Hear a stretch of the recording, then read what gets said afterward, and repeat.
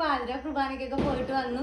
ഇപ്പൊ നമ്മളുടെ 5ാമത്തെ എത്ര മണിയായെന്ന് വെച്ചാൽ 1:80 നമ്മൾ പള്ളിയിൽ പോയി വന്നിട്ടാണ് നമ്മുടെ 5ാമത്തെ തിരി കത്തിക്കും. പള്ളിയിൽ നിന്ന് 5ാമത്തെ തിരി കത്തിച്ചു, അതായത് വെള്ളത്തിരി കത്തിച്ചു, എല്ലാ തിരിയും കത്തിച്ചിട്ടുണ്ടായിരുന്നു കേട്ടാ. എന്നിട്ട് ഇനി നമ്മൾ ഉണ്ണീശനെ കൊണ്ടുപോയി ക്രിബിനകത്ത് വെക്കും. കൈ പൊള്ളു എന്റെ കാരണം ഇത് ഇത്തിരി താഴ്ന്നിരിക്കണോണ്ടേ കത്തിക്കണത് അങ്ങോട്ട് ഇതാവൂല. നമ്മുടെ ഇവിടെ അടുത്താണ്, ഞങ്ങളിത് ഇടവകപ്പള്ളിയിലാട്ടോ പോയത്. ഞങ്ങളുടെ ചെല്ലാനം ഇടവകപ്പള്ളിയിലാണ് പോയത്. ഇവിടെ നമ്മൾ സാധാരണ പോണ പള്ളി ഉണ്ടല്ലോ, അടുത്തുള്ള പള്ളി, അവിടെയൊക്കെ ഇപ്പം മറ്റേ പടക്കം പൊട്ടിക്കലൊക്കെ നടക്കണേ ഉള്ളൂ. പടക്കമൊക്കെ പൊട്ടിച്ചോണ്ടിരിക്കണം. അങ്ങനെ നമ്മള് കത്തിച്ചു. ഓക്കെ, അപ്പൊ ഇനി ഡോപ്പി നമുക്ക് ഉണ്ണീശനെ എടുത്തോണ്ടേ പുൽക്കൂട്ടില് വെക്കണം, ക്രിബില് വെക്കണം.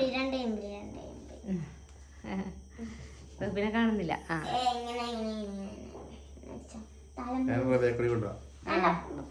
കൊണ്ട് വെച്ചാ മതി, വെക്കാൻ കൊണ്ട്.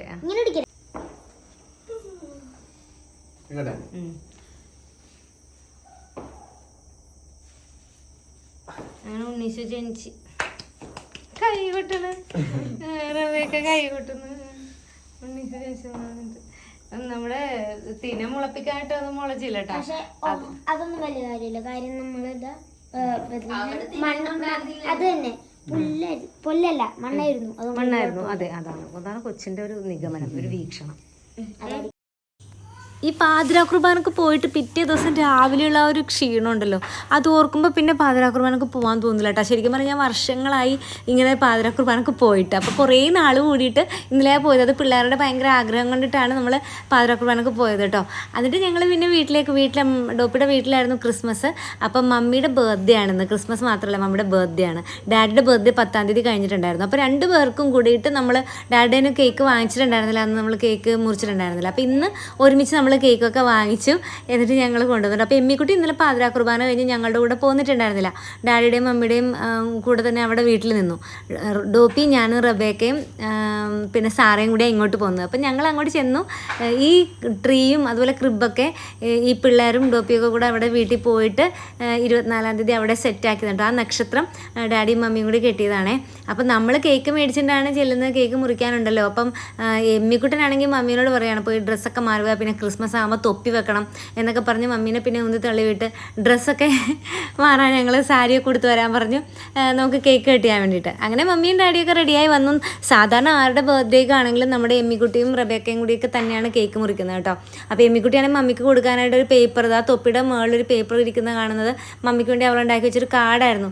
പക്ഷേ സത്യം പറയാലോ, അത് ബർത്ത്ഡേയുടെ കേക്കിൻ്റെ ആ ഒരു കേക്ക് കട്ടിങ് കഴിഞ്ഞപ്പോൾ അത് കാണുന്നില്ല, ആ പേപ്പർ കാണുന്നില്ല. പിന്നെ ആൾക്ക് ഭയങ്കര സങ്കടമൊക്കെ ആയിട്ടോ. എന്നിട്ട് രണ്ടാമത് പോയിട്ടൊരു പേപ്പറിൽ കുറേ ഡിസൈനും കാര്യങ്ങളൊക്കെ ചെയ്തു അവൾ എടുത്തുകൊണ്ട് വന്നു. അപ്പോൾ ഇതുപോലെ ഈ കേക്കൊക്കെ എടുത്തുകൊണ്ട് വെച്ചേക്കുന്നതിനിടയിൽ കൂടെ ഇയാൾ ഈ ബലൂൺ ഇങ്ങനെ തട്ടിക്കളിക്കുന്ന കാണുമ്പോൾ സത്യം പറഞ്ഞാൽ എനിക്ക് പേടിയായിരുന്നു. ആ കേക്കിൻ്റെ മീതൊക്കെ എങ്ങാനും വന്ന് ബലൂൺ അങ്ങ് വീണാൽ അതോടുകൂടി അത് തീർന്നു കിട്ടും, ചീത്തായി കിട്ടുമല്ലോ എന്ന് ഓർത്തിട്ട് അവൾക്ക് അതൊന്നും കുസല്ല എന്ന് കളിക്കായിരുന്നു കേട്ടോ. അങ്ങനെ മമ്മിയും എല്ലാം ഡാഡിയൊക്കെ റെഡിയായി വന്നു. നമ്മൾ ബർത്ത്ഡേക്ക് കേക്കൊക്കെ മുറിച്ചു കേട്ടോ. മമ്മിയുടെ ഒരു ഗുണമെന്ന് പറഞ്ഞാൽ ഈ 25-ാം തീയതി ക്രിസ്മസിൻ്റെ അന്ന് ബർത്ത്ഡേ ആഘോഷിക്കുന്നവർക്ക് ജീവിതത്തിലൊരിക്കലും അവർക്ക് കേക്ക് കട്ട് ചെയ്തതിലും മുടങ്ങില്ല എന്നുള്ളതാണ്. എങ്ങനെ എന്തായാലും ക്രിസ്മസിന് കേക്ക് ഉണ്ടാവുമല്ലോ, നമ്മൾ വാങ്ങിച്ചില്ലെങ്കിൽ ആരെങ്കിലും കൊണ്ടുവന്ന് ഗിഫ്റ്റെങ്കിലും തരും. അപ്പോൾ ആ ഒരു ഗുണം മമ്മിക്കുണ്ട് കേട്ടോ. മമ്മി എല്ലാ ബർത്ത്ഡേക്കും കേക്ക് കട്ട് ചെയ്യുന്ന ഒരാളാണ്. അപ്പോൾ അതുപോലെ കുറേ ഓർത്ത് ഒരുപാട് പേര് വിഷ് ചെയ്യും അങ്ങനെയൊക്കെ കേട്ടോ.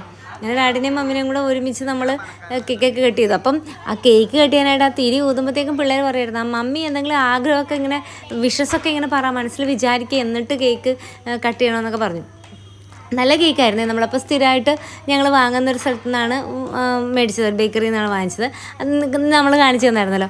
അവിടുത്തെ കേക്ക് എന്ന് വെച്ചാൽ അവിടെ ½ kg കേക്ക് കിട്ടും. നമ്മൾ 1 kg കേക്ക് വാങ്ങാറില്ല.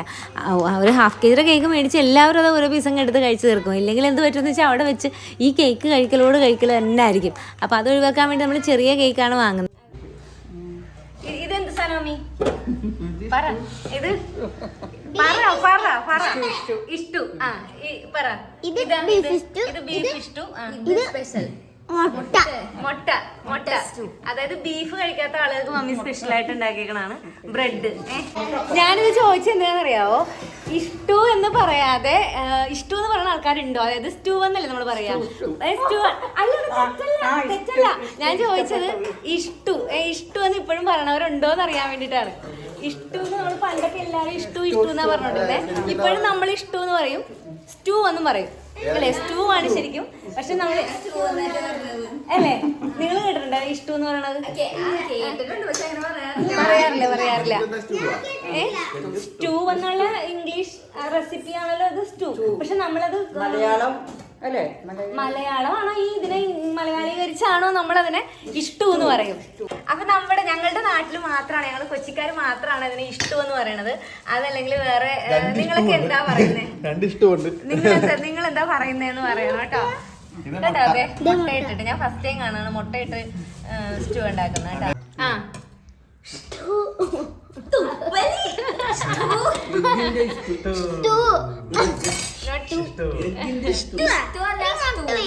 ഇഷ്ടു എന്ന് പറയും. സ്റ്റൂവിനെ ഇഷ്ടു.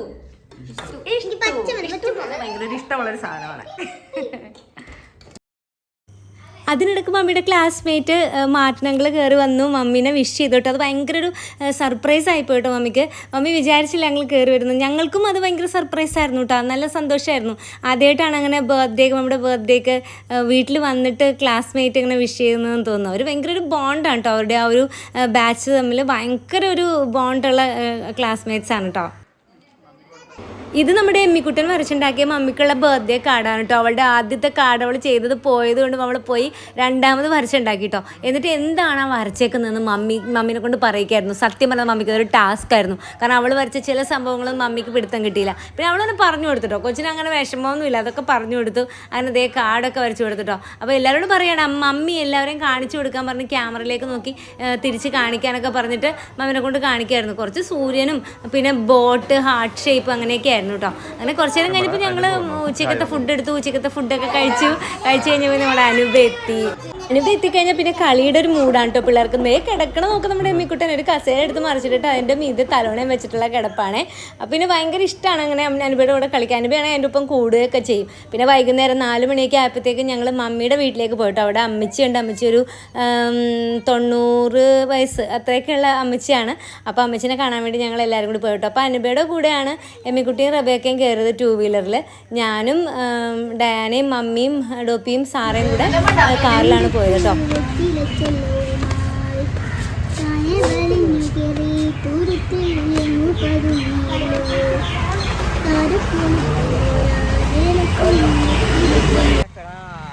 അവിടെ ഒരു 1-2 മണിക്കൂറൊക്കെ ഞങ്ങൾ അവിടെ ഇരുന്നു. അമ്മച്ചിക്കും ഭയങ്കര സന്തോഷമായി. എല്ലാവരും ഉണ്ട്, മമ്മിയുടെ ആങ്ങള, അങ്ങനെ സജ്ജങ്ങളും ആൻറ്റിമാരും അങ്ങനെ കുറേ പേരുണ്ട് കേട്ടോ, കസിൻസൊക്കെ ഉണ്ട്.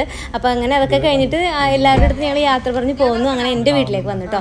അപ്പം അവിടെ നിന്ന് ഞങ്ങളൊരു സന്ധ്യയാകാറായി. അപ്പോഴേക്കും ഇവിടെ എൻ്റെ വീട്ടിൽ ഡാഡി മാത്രമാണുള്ളത്. അപ്പം ഞങ്ങൾ അങ്ങനെ എല്ലാവരും കൂടെ എൻ്റെ വീട്ടിലെത്തി. അവിടെ നക്ഷത്രമൊക്കെ ഒരു ദിവസം 22-ാം തീയതി ആണെന്ന് തോന്നുന്നു. ഞാനും കുട്ടികളും കൂടെയൊക്കെ ചെന്നിട്ടാണ് ഈ നക്ഷത്രം കിട്ടുന്നത്. 22-ാം തീയതി അല്ല, ഞങ്ങൾ 20-ാം തീയതിയാണ് ഈ നക്ഷത്രം കിട്ടുക കേട്ടോ. പക്ഷേ ഡാഡിക്ക് സീരിയൽസ് ഇട്ടൊന്നും മര്യാദ ഡാഡി ഈ സീരിയൽസ് ഇട്ടൊക്കെ ഒറ്റയ്ക്ക് ഇട്ടതാണ്. അപ്പോൾ അതുകൊണ്ട് തന്നെ അത് നല്ല ക്ലിയർ ആയിട്ടൊന്നും ഡാഡിക്ക് ഇടാനായിട്ട് പറ്റിയില്ല. പിന്നെ അതിന് ലെങ്ത് ഇല്ലായിരുന്നു. വാം ലൈറ്റ് വാങ്ങിക്കാൻ ഞാൻ പറഞ്ഞുകൊണ്ട് ഡാഡി പോയി വാങ്ങിച്ചാണ്. പിന്നെ അവിടെ സൈഡിലിട്ടുന്ന സീരിയൽ ലൈറ്റ് കത്തുന്നുമില്ല. അപ്പോൾ സാറ് അത് കയറിയിട്ട് അതൊരെന്തോ ലൂസ് കോണ്ടാക്റ്റ് ആയിരുന്നു.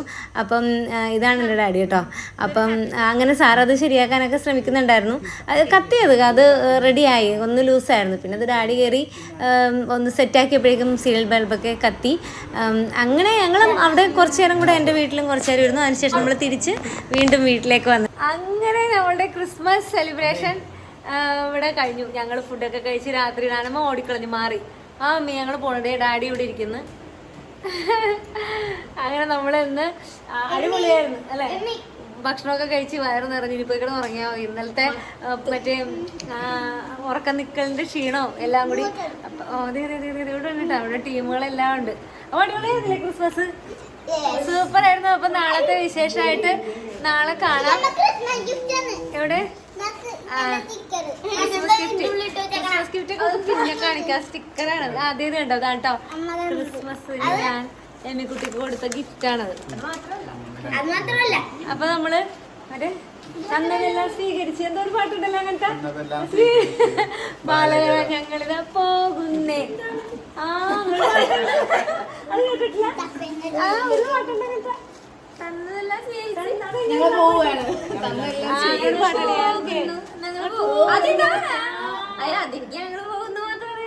അത് ആ പാട്ടാണ്.